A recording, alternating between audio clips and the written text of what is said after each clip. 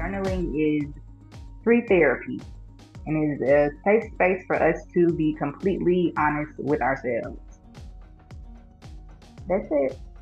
Wonderful. Thank you so much. I loved everything you said, and I'm going to kind of say my bit and ask some questions. But first, Gabriel, is there anything you'd like to say in response?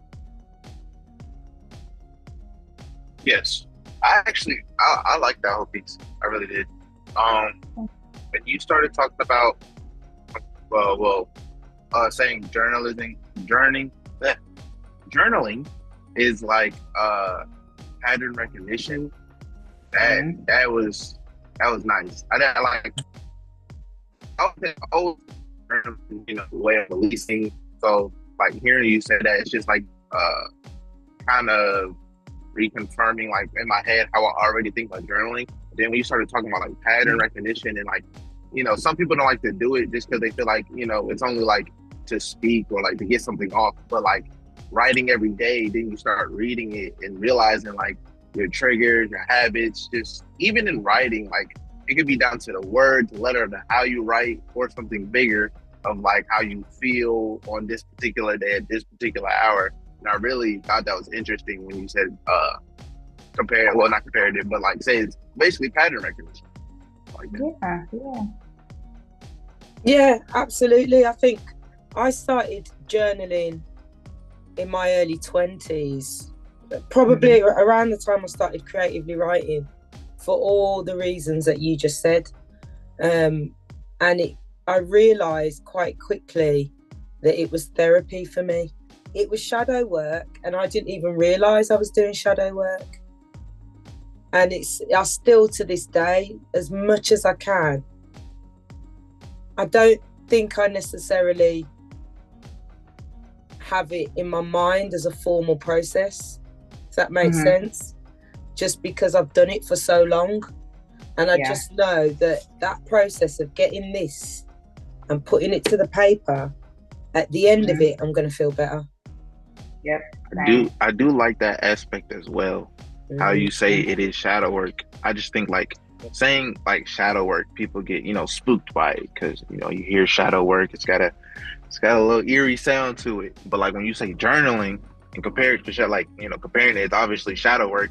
I feel like that brings like a lighter tone to it. It's like you just writing, so you're writing.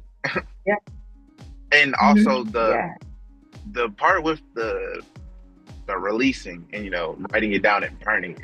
I've always thought about that aspect and heard about it, and like you put it in a way of more than just letting people go.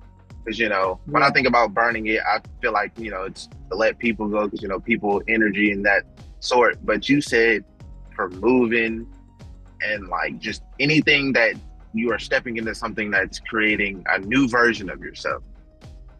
I really like that aspect of that because it's like, I mean, I've done it like once or twice because I'm trying to let somebody let people go, but it's like I've never thought in the aspect of anytime there's a change or a shift, do it to release. Yeah, start doing it. You'll definitely feel lighter. You definitely feel the difference. Yeah, I like that. I like the ritual aspect of it. And like Gabriel, the burning of things is something that I've thought about, but I've never done. But I know people that do that and have done that. What I have done is rip things up, and something that I realised as well as I got older was stop. I had evolved from writing out my pain to writing positive reflections and visions instead, because I think that it got to a point where it's like me writing out my pain now is becoming me living in the past. So it's like you've got to know when to move on to the next thing in these kind of processes. Yeah, for sure. Yeah. And I think, Gabriel, what you said about the term shadow work sounding quite scary, I think that's really real as well. And the integration of your shadow. And again, for myself, what I've realised is that there were things that I had right, and then I lost it. And then it was in the losing of it that I realised I had that right and I need to get that back, you know. Mm-hmm. So I think there were times in my life, a bit like what you said at the show, Gabriel, about positive affirmations to yourself and saying well done, that you had it right and then you stopped doing it and now you got to go back to doing it, you know. And I think there were times in my life where my shadow was well integrated and I was really confident. And I think before I had my children, I was fearless. I'd say what I wanted to say. I'd walk with my head held high. I was, no fear of nothing. And then I had my children and I just, all these crazy fears started to come into my world because if something happens to me, or what if I don't do that right, or Gabriel. Yeah, what you just said, like, clicked, because it's like, once, like, because, obviously you were on your own, you were focusing on you, it's easier to control your energy in that way. But I feel like once you shift your focus to focus on something else other than you, that's when that change happens. Because, like, me, similarly, it was me getting in a relationship where it's just like, it's not saying it's bad or anything, but I didn't know how to handle, trying to support somebody else. Where it's like I'm still learning to support me. So then your kind of like mindset shifts to worrying about, their needs and this, that, and the third. But it's like you can't worry about their needs if you don't have you together. And that's where that confidence shake comes in. It's like, well, I don't know how I'm supposed to help them. Like I don't know how I'm supposed to do this. That's where that shift came. I don't know. I just thought about that when you said it. No, I love it. It's real talk. Would you like to respond to that, Amara? Yeah, I was just going to say, I totally agree with that. When it's just you get to basically live how you want. You only have yourself to think about. And when I had my daughter, she really inspired me to start journaling and do therapy. And I followed my younger sister because she was going to therapy and she was sharing some of the things that her therapist was saying to her. And it really helped me to start to self-reflect and realize that, some of the things that happened in my past weren't my fault. And I had to work through them because I didn't want my little girl to grow up and experience the things that I had to, because I didn't take the time to deal with it. And also, I think she gave me more self-confidence to go after my dreams and go after my goals, because I wanted her to know that you can do whatever you want in this life. You're not limited. And we come from a small town. I grew up in Montgomery, Alabama. It's like this big, and small-minded people. And I didn't want her to be stuck there. I didn't want for me to be stuck there either. So yeah, I totally resonate with all of that. And then I was gonna say, it forced you to lead by example, basically. Yeah. Yeah, I'm from a small town as well. I mean, after Gabriel said it now, and I've got my hair pinned up, you can't really mistake the similarity. I'm looking. Right. Like... I've been looking at it the whole time. Are you my long-lost sister? Oh, no, this is crazy. It's obviously some sort of sign. But yeah, I'm from a small town, but I'm next to a big city. Yeah.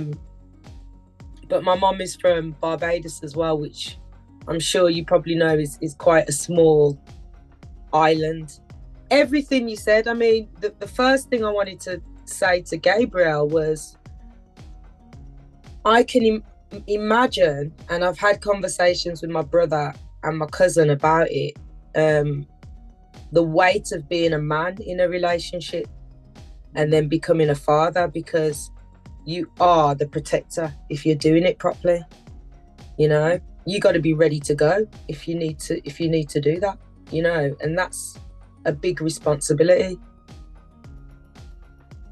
Yeah, I definitely do agree. There is some pressure there with me still being younger, 22, still learning everything. I'm in that learning phase of confusion and figuring it all out. Yeah, And then man. it's a bit of pressure, you know. I'm not saying I'm not making mistakes. I definitely am learning, but it's also, you know, it's also trying to figure out like where I am, like what am I good at doing, like what am I actually good at doing, what can I do to not have to work, like obviously work myself to death, but also be able to provide and to give a sense of security and things of that. And you know, I'm still young, so I tend to procrastinate and not really feel like you know, just let things happen. So I'm kind of getting out of the phase of just letting things happen. So it's all coming to fruition, but it's just like wanting to put my hand in something, wanting to do it, making it happen, trying to think I have to make it happen rather than, you know, just, you know, put one foot in front of the other and like, God, take it, rather than me trying to do all these things and confuse myself. That's the thing I'm kind of fighting now, in a way. Well, now I know your age, right? Because I wanted to know your age for a while. And for 22, I mean, just to put it into context for you, the young people that I would work with were 16 to 25. So I worked with that age group for 8 years, and I've worked with young people for 25 years. So you're amazing for 22. Like, your parents have done an amazing job, or whoever raised you has done an amazing job, because your head is on. You are articulate, you are intelligent, you are full of manners, you present yourself so well. Thank you. Yeah, you I try a little bit. The bottom line is that the one thing I can tell you for certain is that the people who evolve and grow and do well do what you're doing. They self-reflect, they pay attention, and they evolve, and they listen, and they learn. So, you know, I go on about it a lot. I am very strong on generations. That's why, you know, I value when Tania comes into the group, or the other one who's a bit older than us is Victoria. But I learn from younger people as well, you know, which is why I worked with young people for so long. So I think cross-generational is essential. And when I meet young people that show me as their elder, because I'm old enough to be your mom, who show me as their elder appropriate respect, speaks volumes. It says so much about where you're headed. You know, you're doing brilliantly. Yeah, you are, and you're focused on the right things. A lot of people your age, they wouldn't care about anything that you are focused on. So you, like Caroline said, you got your head on right. Keep going. And we're all here to make mistakes. Everybody makes mistakes. It doesn't have to be in your 20s. I'm 34. I make mistakes all the time. As long as you can grow from them and learn from them, that's the point of life. Yeah, and that's what I'm telling myself. I am a hard critic. I try not to be too much. I just don't like the feeling of, you know, I'm wasting time. But then I have to remind myself I'm only 22, so I got a little bit of time. But you never know. God forbid. But my sight away from how young I am and like how, you know, it makes me feel older basically. And just, I guess my mindset that I do have, like, you know, I don't get me wrong, I've partied, I've done all that stuff. And like, I just grew out of it. Like, it doesn't feel like that was, you know, me no more. So just having that early change, but still having a young mind at the same time, it's kind of like confusing. Because it's like, I'm young, but I feel like I should be doing so much more. I'm so much older. And I remind myself I'm only 22, I got time. So it's always that back and forth battle. But I definitely know I'm headed in the right direction, just because of when I hang around people that are my age and, you know, listen to them and see how they talk, see where their mind's at. It's like, well, at least some. I would say I have gravitated more towards the group of like people my age that are, you know, focused, driven, goal driven, But I think that's just my energy kind of pulling that in and that shift. But yeah. Yeah, that day when I told you to sit down. I still never forget that day. That's so funny. Oh man. But yeah, you know, yeah, I think that, you know, there's so much wisdom that I have at 45 and I didn't have a clue about when I was 22. Like life is an evolutionary process, and I always liken it to Kung Fu. And our Kung Fu teacher was like, if you don't get this bit, I will not teach you the next bit. It's as simple as that. If you can't do this, then you can't do that. So when you get that, then I'll teach you the next bit. So that's really my advice, is if you keep focusing on yourself and your spiritual development, and really that is all it's about.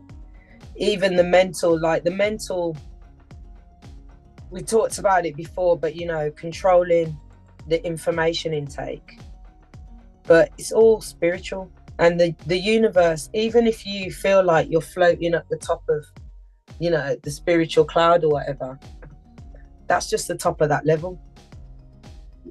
The universe unlocks another door and you're at the bottom of that level, and now you got to get up again, you know. So it's like, that's the lesson, is it doesn't stop. I had a conversation with my friend when we were in our mid-20s, and I was with my daughter's dad. The girls were young, he just got married, and we thought we had it all sorted. And we sat there and we were like, yeah, you know, this is how you do this. This is 3 years later, me and the dad are separated, him and the woman are divorced. You know what I'm saying? And it's like, we didn't have a clue. The arrogance, you know, and that is the arrogance of youth. And I think as you get older, more and more you realize how much you just don't know. Yeah, that's so true. That is so true. And I like the reference you used about starting at the bottom of the cloud and then having to go up, and then that process just starts over and over again, because that's really, like you said, that's all life is about. You start at the bottom of the level, go up, and then boom, all right, now we got to start over. Let's integrate all of the lessons that we learned from the last level, and just keep building upon that. And you, go ahead. Yeah, I do like that, because like just thinking about small things, like I always realized that you're supposed to start at the bottom, but like actually being in like physically always was a shock. Like wrestling, I'll compare this to wrestling. I was very physically, but wrestling wise, like I was in high school, I was at the top, won state, good. Then I went to college, and I knew I would have to start back at the bottom and start fresh, basically because being a freshman or whatever. But like physically taking that on was like a shock to me. Like, I don't know, it's just like I'm not used to, you know, people not knowing about me. I'm not used to, you know, not being praised for being like one of the best, and I realized I didn't handle that as well as I, you know, thought I would. And realizing that, like, not thinking in my mind I'm going to start at the top or be one of the better wrestlers in the room, kind of like shook me when I got humbled. And it was like, wow, I'm really not that bad. And took that in more of a negative way rather than kind of seeing it more positive, that I could learn something more. Yeah. Yeah. Are you okay if we continue this conversation? Oh, yeah. We can go back to journaling, but I think this is a good conversation if you're happy for me to carry on recording it and for us to carry on talking. Yeah. I'm done. Yeah.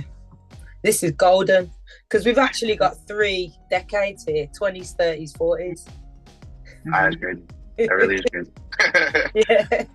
And, you know, it's like, that's why, for me, as a parent of, you know, older teenagers now, all this anxiety stuff and social anxiety, that's why I see it as so dangerous, because you have to be afraid and you have to overcome the fear. And, you know, like the older generation, my mom's generation, you would get laughed out of the room. You get kicked down the stairs for saying you got anxiety and you had no choice. You just had to do, and it's really dangerous to promote that perspective, because then how do you live? Because that doesn't stop. It doesn't stop ever.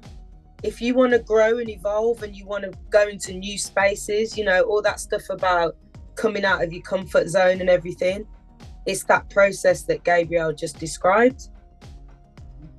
It doesn't stop. I'm 45. It's not stopping for me. I'm out of my comfort zone right now. I'm setting up a business. I'm going back into my arts. This stuff that I'm doing online is all new to me. I'm talking to people my age and they literally haven't got a clue about AI. And then I'm going to my daughters when I learn something on the course. I'm like, oh, look, I learned this.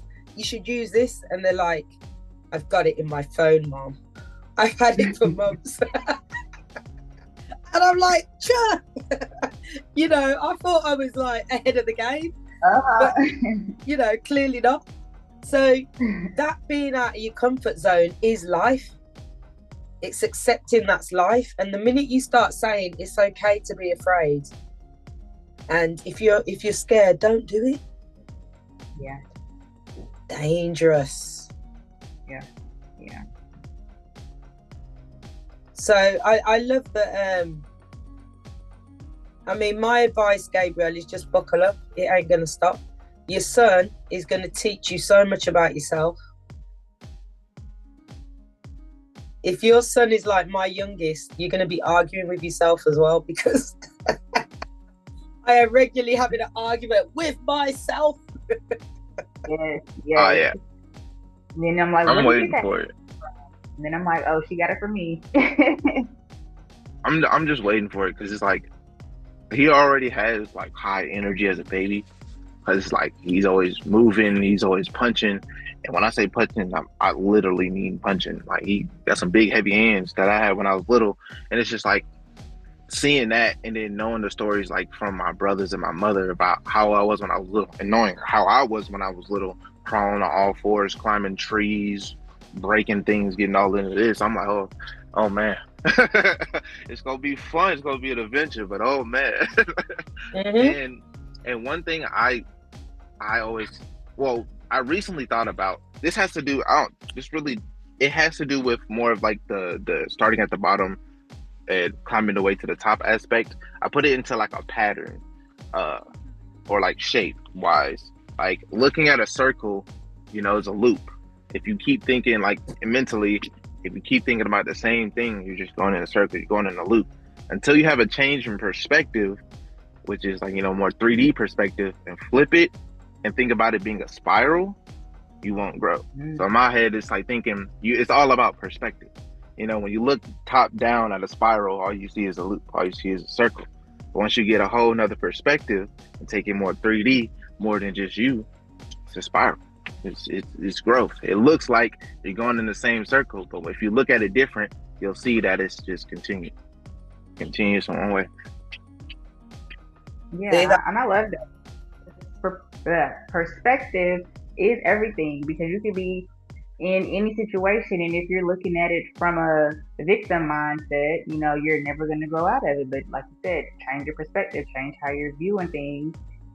The answers are probably right in front of your face. Yeah, absolutely. And what happens is, the stronger you get, the bigger the challenge. Mm-hmm. So don't ever think you've overcome it, because literally in the last couple of weeks, maybe 2 to 3 weeks, the triggers, boy, it's like the Most High's going, you think you're ready, yeah, all right, have this, now have that, now have this. You know what I mean? And I'm like, wait a minute. What's going on? And you saying that is really golden, because it's like, people always be like, oh my gosh, it's always something. I'm one of them people. And it's like, thinking that way is always like, something negative is always happening.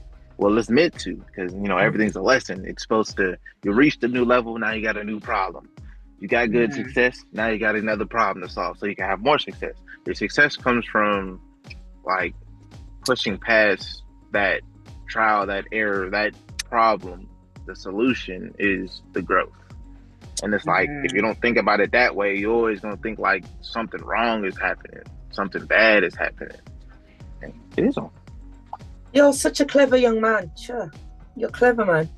And you obviously got that. That's, I was going to say earlier, that you're demonstrating the evolution. And this is the conversation we've had with the goddess Anna Harter quite a bit as well, because she's a few years, like 3 years older than you, I think.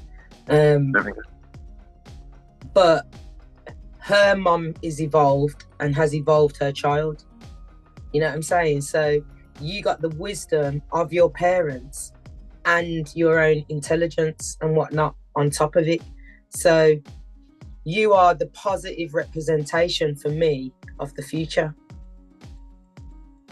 Thank you. You know, yeah, because this is how we got to think. Like, I'm talking to my peers who are now at the top of things, got their own business and it's successful, or they're senior managers in things, and they're going to me, and I'm finding it setting up my business. They're going, Kaz, it's lonely, man, because when I was amongst the workers, I had that, we were all friends, but now I'm the boss.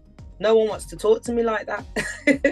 And the senior managers, it's like the people above me, I can't talk to them, and the people below me, I can't talk to either. They don't want that relationship with me. It's not appropriate. So it's like when they say it's lonely at the top, they are helping me to, in my staying balanced, in the fact that for somebody like me, who's always liked to be in the middle and in the, you know, in the mix and with the people, I have to accept them days are over. And it's the process, you know, it's not anything to do with me. It's just to do with the process, you know? So it's like, I think what helped me a lot as a parent when they were small was I was trying to do it all perfectly, you know, keep the house perfectly clean, you know, not, you know, just be perfect in every way. And I was running myself ragged. And my cousin said to me, he said, you just need to calm down, because they came to you for a reason. So you've got to be you. Stop trying to be somebody that you're not, you know what I'm saying? And that is the light and the dark, the integration of the shadow and the light, you know what I'm saying? And I think that's a challenge for conscientious parents, because when you think are you being too hard? Are you being too soft? Should you have done this? Should you have done that? You know, are they experiencing it like this because of what you've done? Or is it their personality? Or is it, like, I realised with one of my daughters, I thought she was quiet, my youngest. And I'd pick them both up from school, and the older one would be talking, and the younger one was just quiet. And then she went up into the next level of schooling and went to a different school. And within 2 days, she totally changed. It was the school. But if I hadn't changed her school, I wouldn't have known it was the school. It wasn't me, it wasn't home, it was the school. The environment. Yeah, that school environment, she just weren't feeling it. And then when she went into the junior school, she'd come out, Mommy, we did this, Mommy, we did that.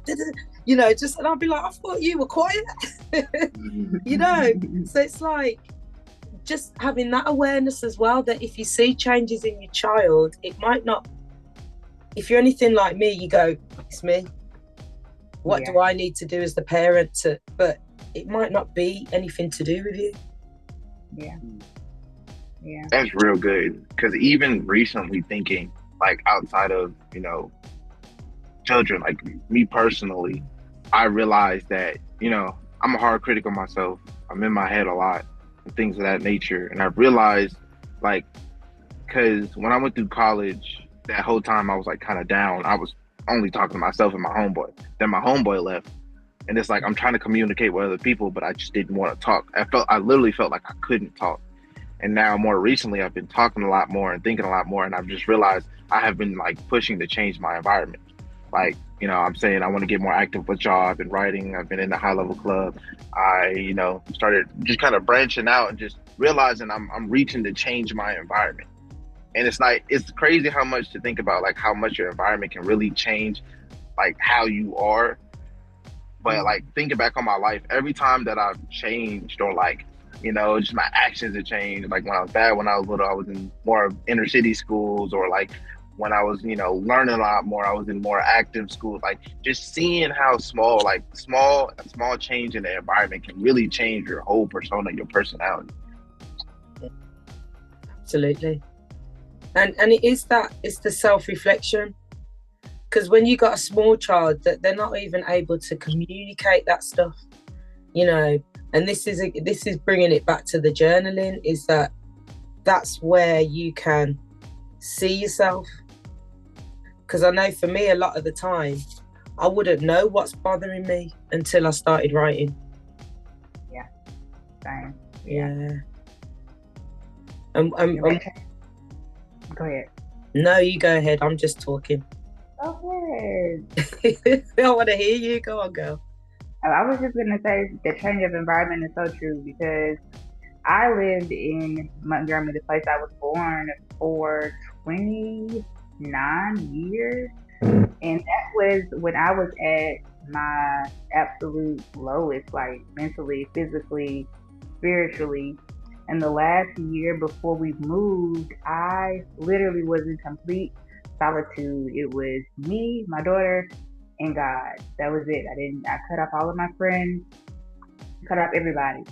And I went through a metamorphosis just being by myself. And then we ended up moving to North Carolina for a year. And I could tell the difference in myself. I felt more open, more in tune with myself. My relationship with my daughter got better. Even like you said, with your daughter, she opened up more. My baby, she did too. And Montgomery is racist as I don't know what. So and she was going to a predominantly white school because it was one of the better schools, but she was dealing with stuff in kindergarten, first, second grade, So when we did make that change, and she was more involved with students that looked like us, and she was so excited. She was like, "Mom, this is the first time I had a Black man teacher," and it was an art teacher, which is her favorite subject. So that lit her up even more. And yeah, changing your environment, like Gabriel said, it will change your entire persona. It changes who you are. It changes your outlook on life.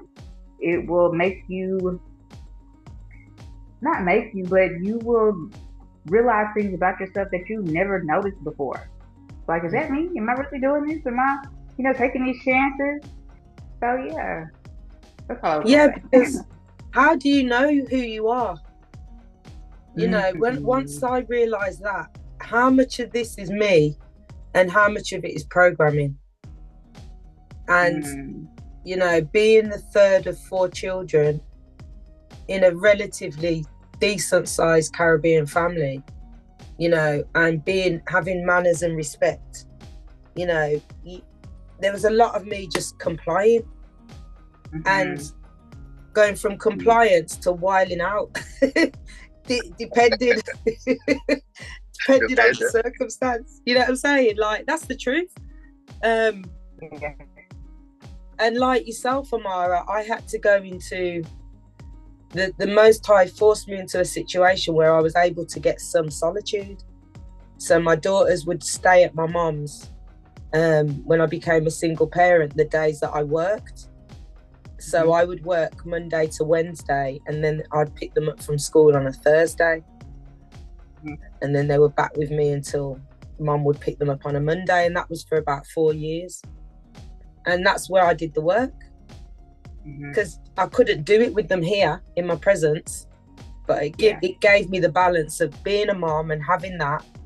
But also, I cried for years. That's the truth.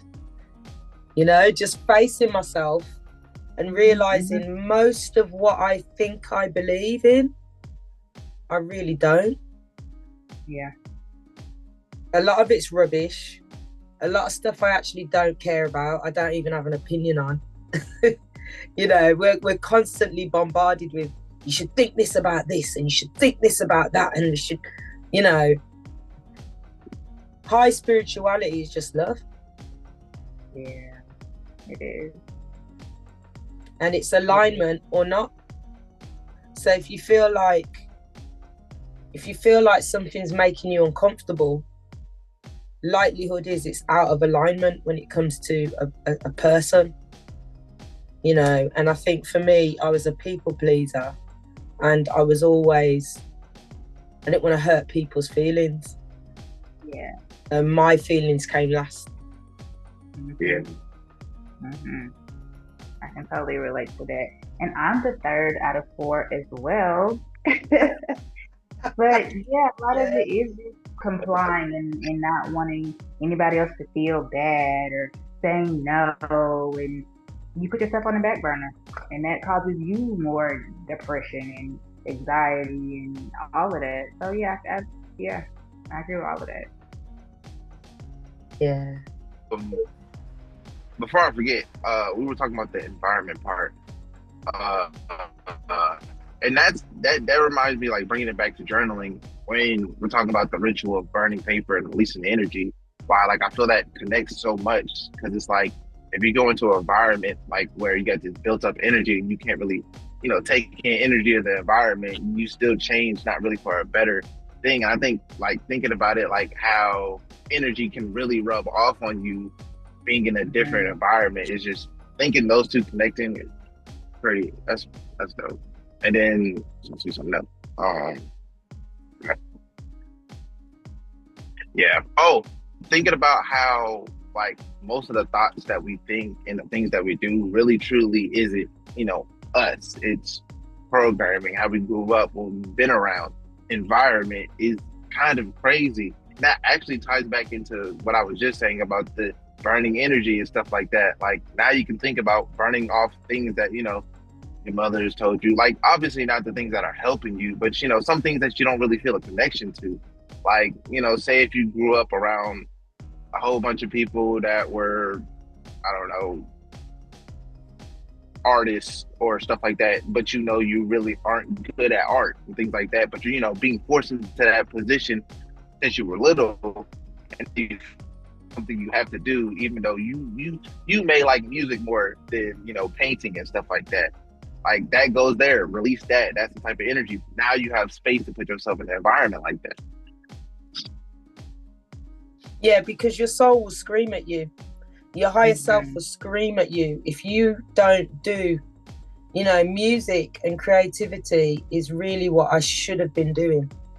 And when I worked in the theatre in my early 20s, I was in the administration side of things, but I'd meet loads of artists and I'd become friends with these different artists, whether they were dancers or actors or poets. My daughter's father is a spoken word artist and a recording artist. And I used to watch them and think, I want to do that, but I can't do that in this job. And I left the job and I still didn't do it. Then I got pregnant. Now I'm a mom to 2 small children and I still didn't do it, until the point where I was literally going insane from not doing it, because my higher self was like, you need to be singing, you need to be writing, you need to be dancing, you need to be making, you need to be creating. And it really was my daughters that brought it out and saved me, you know, because they are so creative. And because I wouldn't put them in front of the TV or devices, we would always make stuff, because that's how I grew up. And I think that's quite cultural. I think a lot of Black people across the diaspora, we make things, you know. So my daughters would always be making stuff out of nothing. And they really brought me back to myself. So it's deep. The universe will take you. You can't run from who you are. That's the lesson I've learned. That is so true. When I was in Montgomery that last year, I actually was blessed enough to not have to work. But then when I moved to North Carolina, I ended up getting this one job Um, the hours were good, the money was okay, but I'm like, this isn't it. And then I left that job and I started working at a hospital. And I am somebody who is extremely sensitive to energies and being in that hospital and it being dark. And I was just like, oh, So then I left there. And then I started cosmetology school because I'm like, I want to do hair, but I know how to braid. I'm like, why not? Started doing that. I'm like, you know what? This ain't it either. So then I left there, moved back to Montgomery for a little bit, and now I'm in Texas. And I thought I was going to be out here braiding, doing hair, but the universe was like, mm-mm. I ended up getting a job at a shop. Literally the day before my first day, my car broke down. Can I get it fixed? So I ended up going that day. But that was the first and last day that I went. I just didn't have, another way to get there. The universe was like, no, that's not for you. And I've always been drawn to spirituality and energy and astrology and all of those things. I've always admired people that, talked about it on the internet. Healing word, Reiki, all of that stuff. And being in Texas, I still live with my mama. Not shaming, but it was just the universe literally had to sit me down. No, you can't have a car because you need to focus. You need to study. You need to really, if you say this is what you want to do, okay, now I'm gonna make you do it. So yes, your soul will scream at you if you are not doing what it is that you're supposed to be doing in this life. Yeah. And the vibrations now are stronger than ever. I can tell you that as a fact that, growing up in the 80s and the 90s, a lot of the stuff that is out there and talked about now, you could have got put in a mental institution for. Mm-hmm. Oh, yeah. And that's why I feel like, how like our generation is like, we get told by elders and stuff, I didn't really start doing this until my 30s to my 40s. Like I didn't start knowing all this.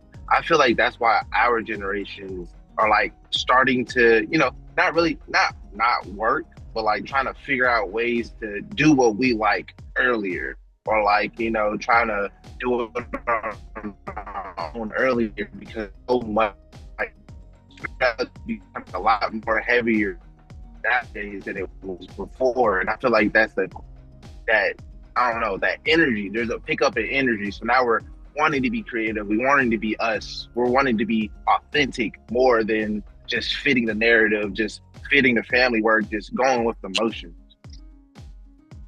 Mm-hmm. Because we see the effect that it had on them. They're tired and they don't like what they do, and they're literally working themselves to death. And we're like, I don't want to do that. I want to have time. I want to enjoy life. I want to enjoy the people around me. I want to enjoy my life, my family, and things like that. So yeah. Absolutely. Yeah. No, fully, 100%. And it's. I don't want my daughters to have to do what I did. They know what they it's very clear. And you, I'm sure Amara as well with your daughter, that if you give them the freedom, they will know who they are. Yeah. My daughters have got no confusion about what their interests are, what they like to spend, if in lockdown or I call them my busy little bees, because they always got things doing. You know what I mean? I'm like, what are you doing? But they've got things doing. They're making crocheting, or they're writing, or they're, so you have the luxury. I had this conversation with them the other day that my mom, their nanny, was in survival mode. My great grandparents were in survival mode. You know what I'm saying? Well, my mom not as much as my grandparents.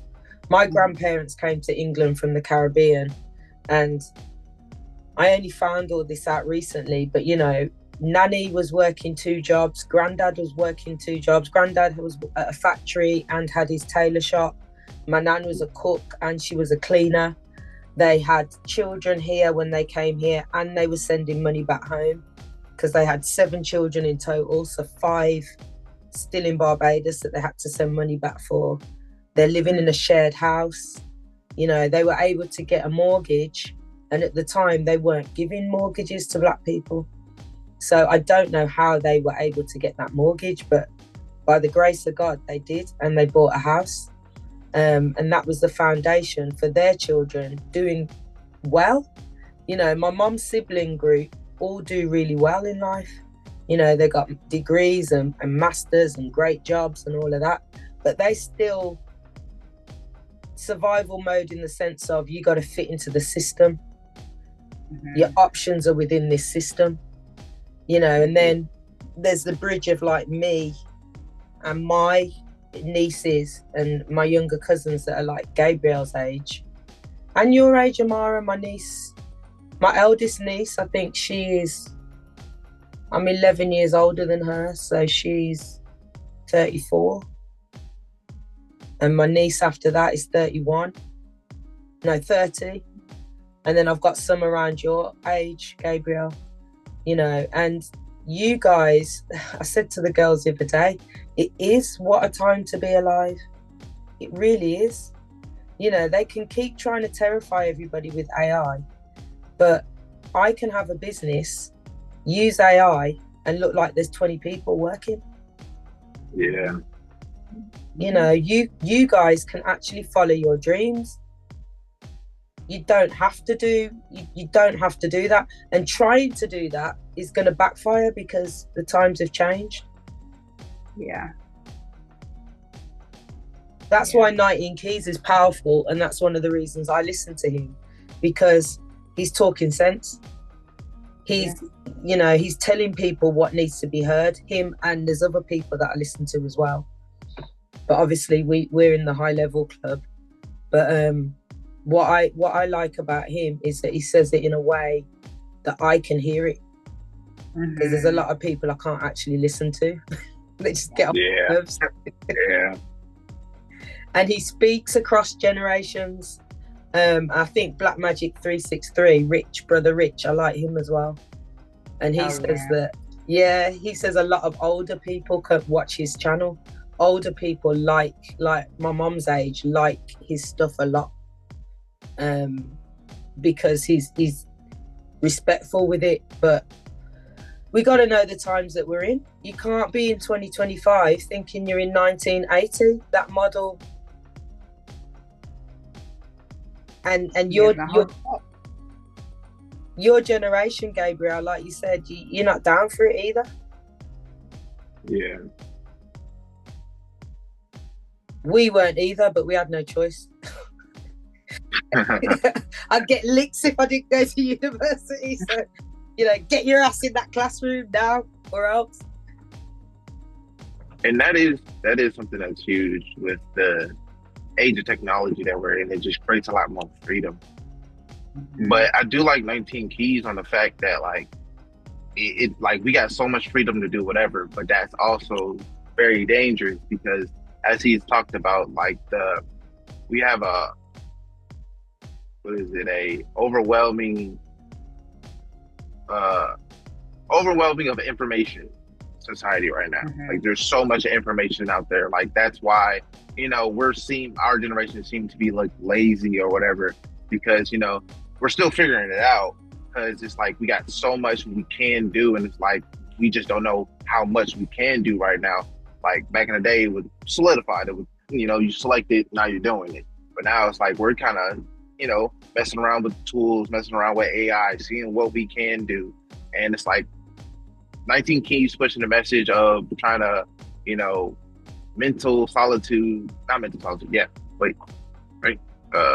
cognitive, basically like cognitive warfare, knowing your mind, knowing who you are is a big thing of today, is like so like impactful, because like you can take so much from that. Knowing your mind in a society where there's so much information that is meant to distract you, or like, you know, not like think you could do it all, but you know, obviously you can't. You have to know who you are and where your mind's at, so you can help somebody else get to where they were. Because like once you get to knowing what you can do and who you're supposed to be, that's generally not for you. It is for you because you're in your purpose, but it's for the person that might not know what they want to do, so you can share information to them. Now they get it, and it's just like a whole web of success, energy. Yeah. Kind of like just finding your lane and staying there, knowing your skill set, knowing how much you can do, and being able to help others find their lane and find their purpose or their mission. Yeah. Because what my generation know, and the generations above us know, is you gotta do a certain amount to know something. And I think what I observe, and because I've been a youth worker for so long, is there's this mindset that I watched a few YouTube videos, so now I know. You just don't. Yeah. You know what I'm saying? And it's like what this has been my life for the last week, really, that there's so much stupidness on the internet. There's so much ridiculous foolishness, and they act like they're experts. It's in the spiritual realm as well. Like, if you don't know, you don't know. So I'm watching some of these so-called spiritualists, and I'm like, this is ridiculous what you're talking about. It's ridiculous. And if a young mind watches this and listens to this, we're in trouble. So I'm telling my daughters right now, as 19 Key says, actually, produce, don't, create, don't consume. And if you're going to consume, make sure it's targeted. You know what you're looking for, and you go for a credible source. Otherwise, you will be exposed. I know if me, who is very strong spirited, very strong willed, I regard myself as an intellect and all of that, if I can get confused. Yeah. And it's interesting that you said that, because I made a video not too long ago, and on the spiritual community, and I said, and that's a problem with everybody wanting to be a content creator nowadays, because they just speaking on what they know right now, not realizing that you have to study certain crafts for years, because when you start off, you at the bottom level, you don't know everything that there is to know. And what you do know, that might not even be accurate, especially if you look it up on Google. That's just somebody's opinion. So that is a huge problem, because it's definitely a problem. Everybody want to be a content creator and just run their mouth, basically, and that's really all that they're doing. Yeah. And that's what I say, that's the dangers of like over information. It's because you see somebody else doing well, you see the highlights and stuff, and you think you can do it, rather than taking the time to research and figure it out. Like me, the problem what I have is researching, which is why like I'm kind of come to fruition of, when I said journaling, getting into this is going to help me to reflect, look back, look at why it started, how it started, and, build my own idea of how I can create that, do the research, do the knowledge, get the knowledge of the technology. And in our age, is like people see a trend, people see people doing well with content creation and, just those things, and they want to just hop on immediately and take off from it. Yeah, they're going to learn about it through doing it, but it's like you can also mess yourself up because you're putting out, false information, a bad image, not really understanding what you're doing, just following a trend that seems like, you can do it from there. Yeah, absolutely. And it's being aware that the algorithm pushes certain things as well.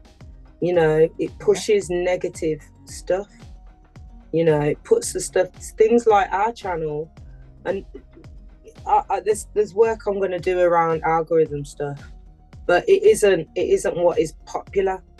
And when you look at what is popular, I was watching a local podcast, and they were talking about these two Black British female content creators, and they were basically glamorizing being with drug dealers, and the stuff coming out of their mouth was just crazy. but they were going, look at this, they're in this, that it's been reposted this many times, there's this many views on it. So these young girls are looking at these and thinking, this is a way to go. And I know that in America you have the kind of baddie culture, don't you? Yeah. Yeah, it's horrible. And that is what they push. They push the low vibrational energies. Like you said, the drug dealing and the material things instead of things that are going to uplift your spirit and change your mindset to a positive mindset. They don't want that. There's not a child on this planet that will tell you I would rather have money than my parent. And I have seen it in my personal life and my professional life.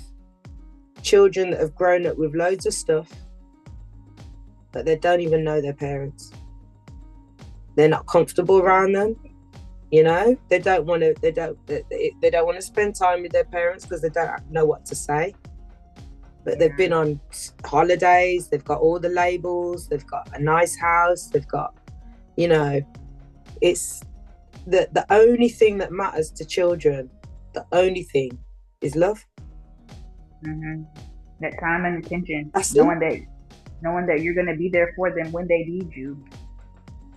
Being able to connect with them and doing the things that they like to do sometimes. Yeah. They don't know this money. Yeah, I was just going to say, a lot of people want to buy love. Oh, I got you this. You know that I love you because I bought you something. No, that doesn't mean anything. It just means that you got some money. It's programming. Yeah. I grew up in the 80s where it's loads of money and it was, it's programming. To be somebody, you got to have a house, you got to have a car, you got to, I fell for it myself. And as I say, when I became a single parent, I was ready to go for that. I was like, right, watch me make this money. And God said, nope, I'm bigger than you, sit down. And I wouldn't change it for the world.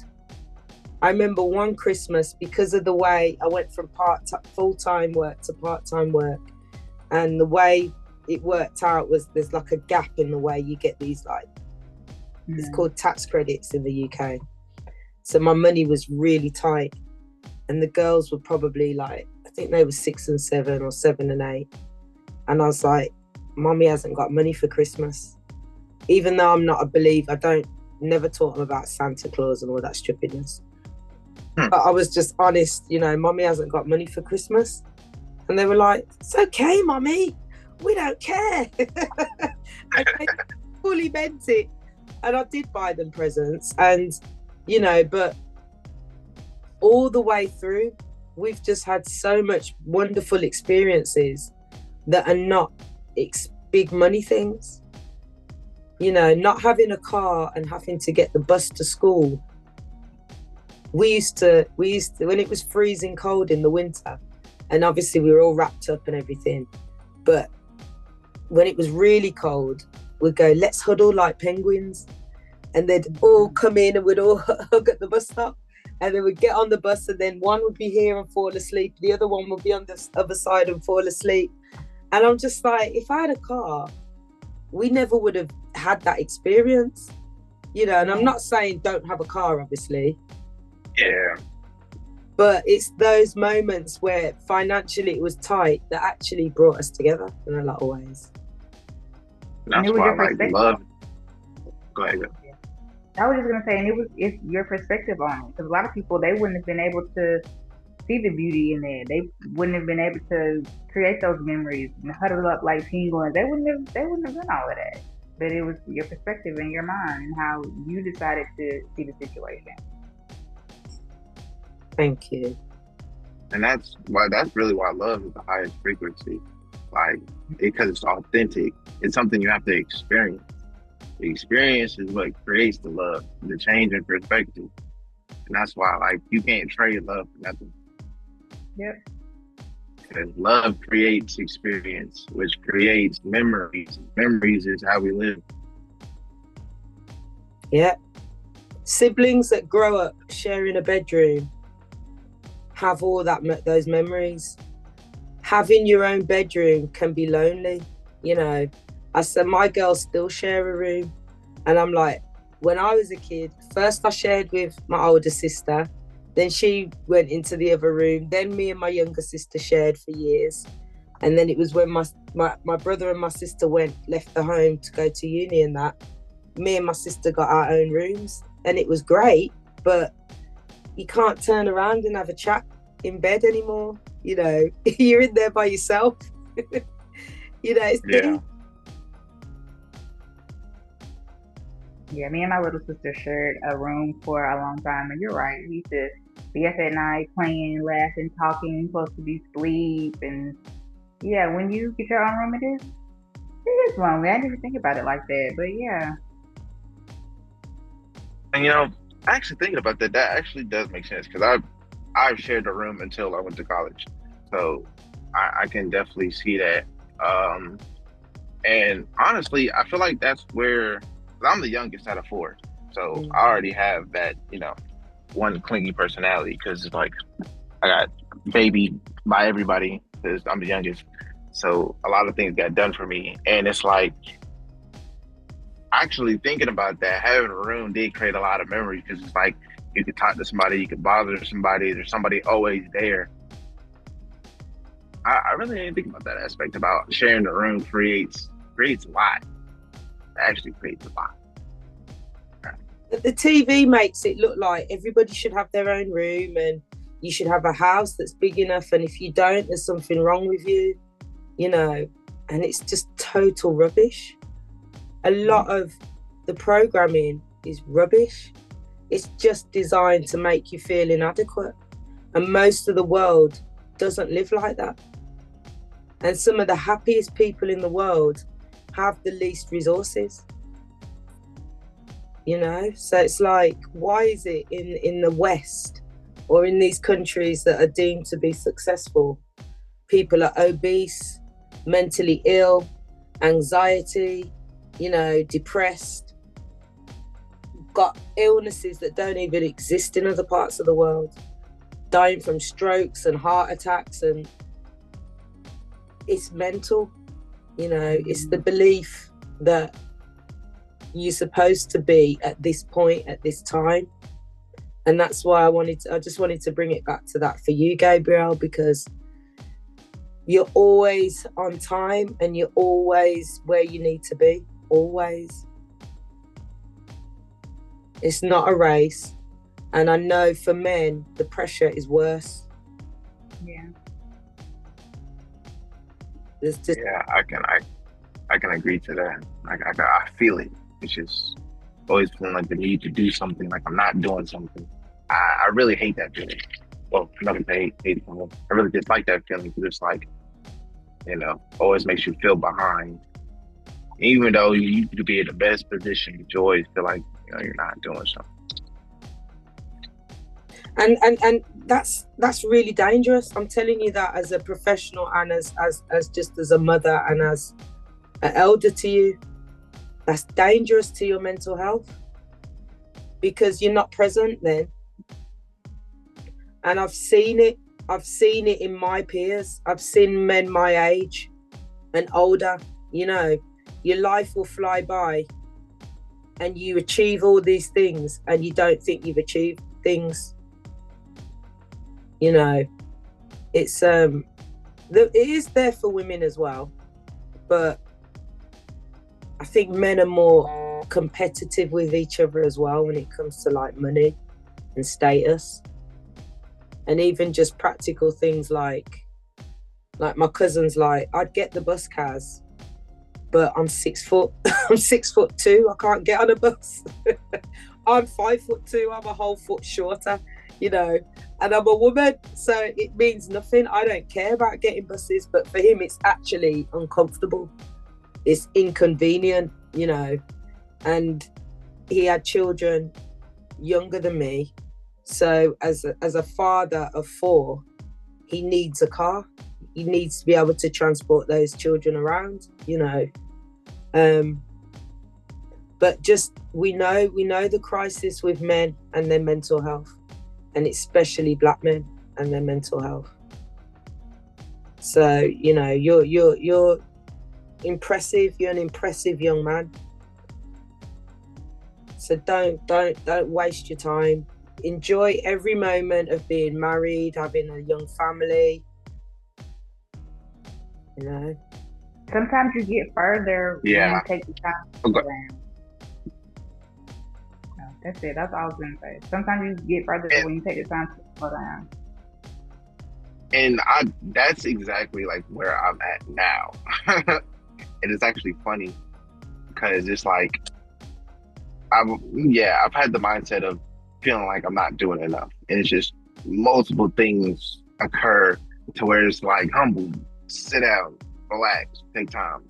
And it's like just, you know, the mind that I have and just everything going and like I need to do this, I need to do that, and I need to do this, and I get humbled, sit down, and I'm not, you know, it's like if you don't, you know how God is, like if you don't learn that lesson, He's just gonna keep doing the same things to you until you know, learn that lesson.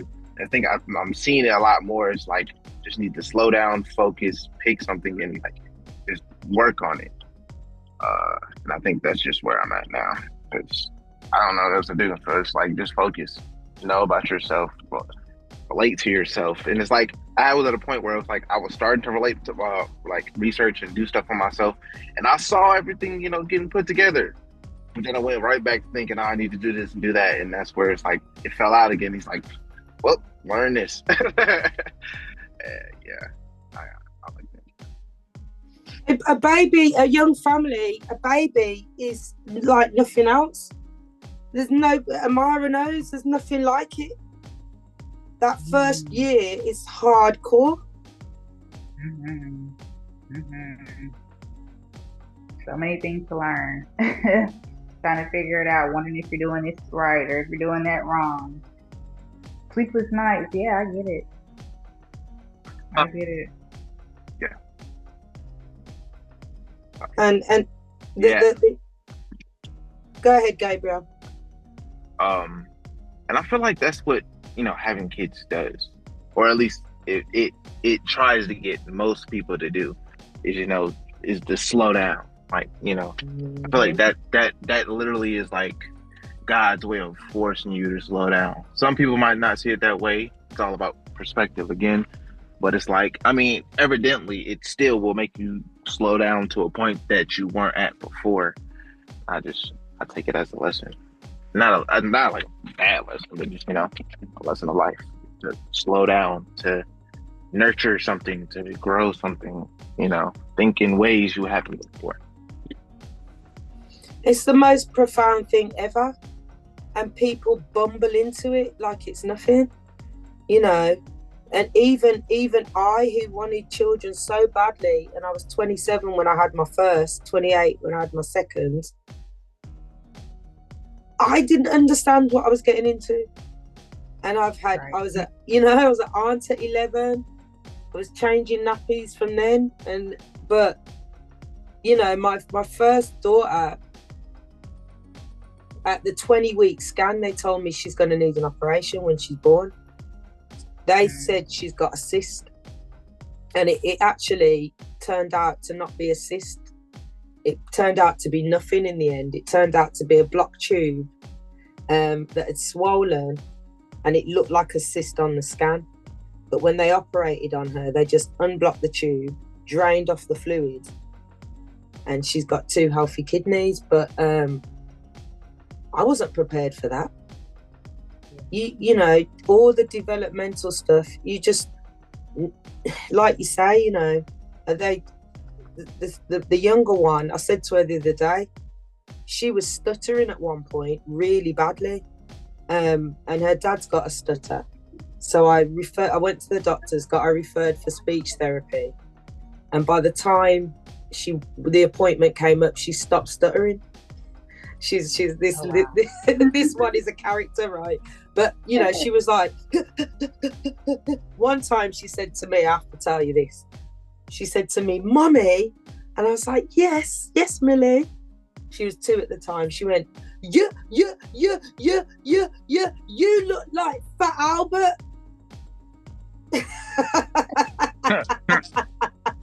I'm weak. That's funny. I was like, yes, darling, you look like Fat Albert. For abuse, you know.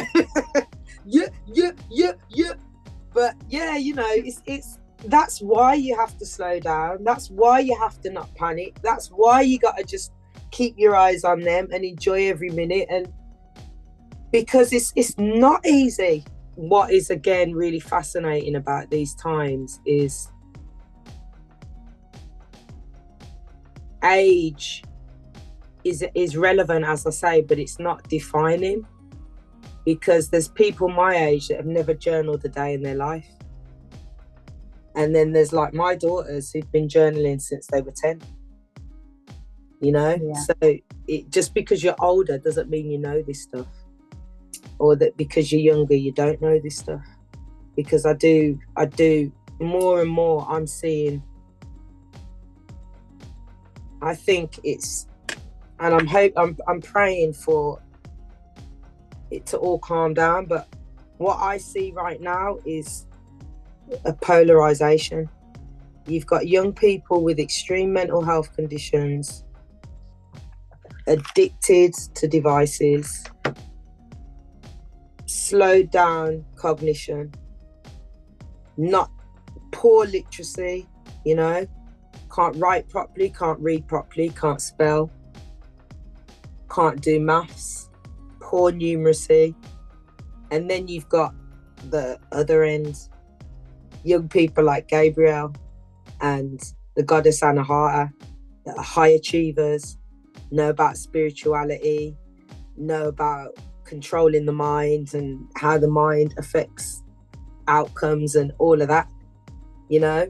And I'm hoping there's a convergence, because it's these ones at that side that worry me. Yeah.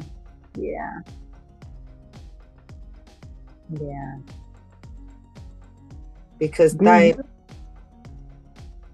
you believe that, you said it's the ones on that side that worry you, and I feel the same way. Do you think that everybody can get to the level that Gabriel and the goddess Anahata is at? Or do you think some people are not supposed to evolve? Sorry, I'm just looking at myself zooming in and out. I don't know why it's doing that. It's this. See, can you see? Why am I zooming in and out?